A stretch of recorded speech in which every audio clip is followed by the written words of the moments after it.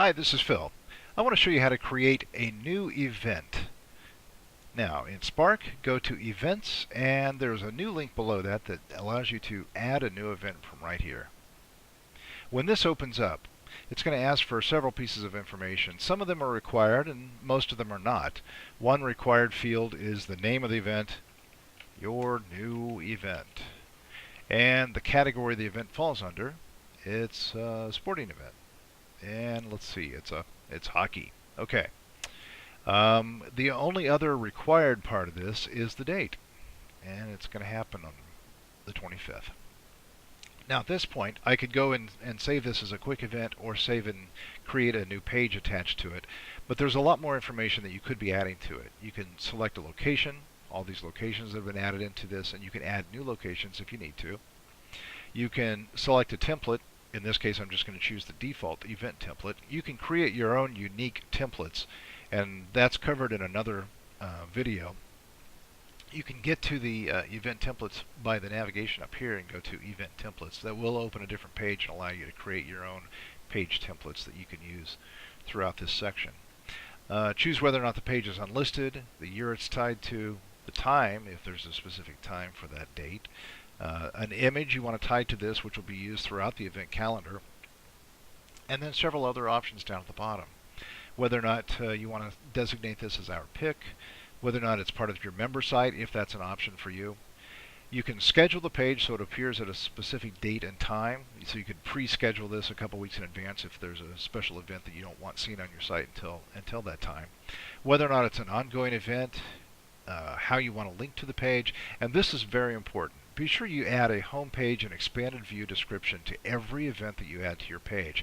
This home page and expanded view description is used throughout your event calendar to get previews of what the event is. And without this, that preview is blank.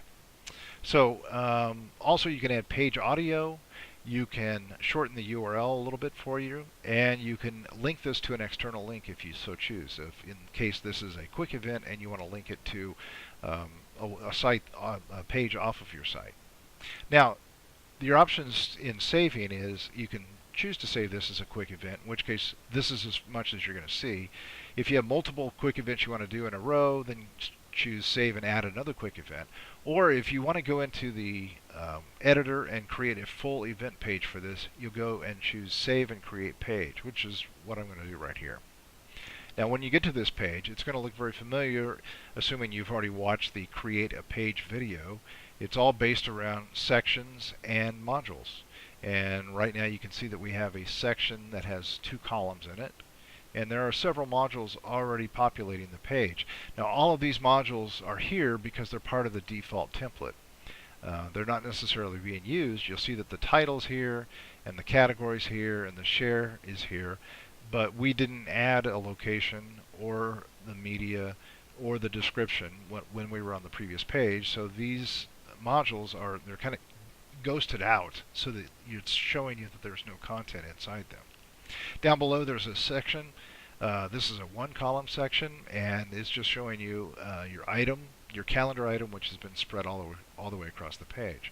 Now you can go into any of these modules and you can add your information. You can add your images, you can add your description, and complete the page. And then once you've done that, you can start adding sections just like you would any other page. You can add sections above, and then you can decide, I want to move this module around to a different location. I want to move this module around to a different location. It's just like building a page as you would have seen in the previous video, and it's very much like what you can do in the adding a business page as well.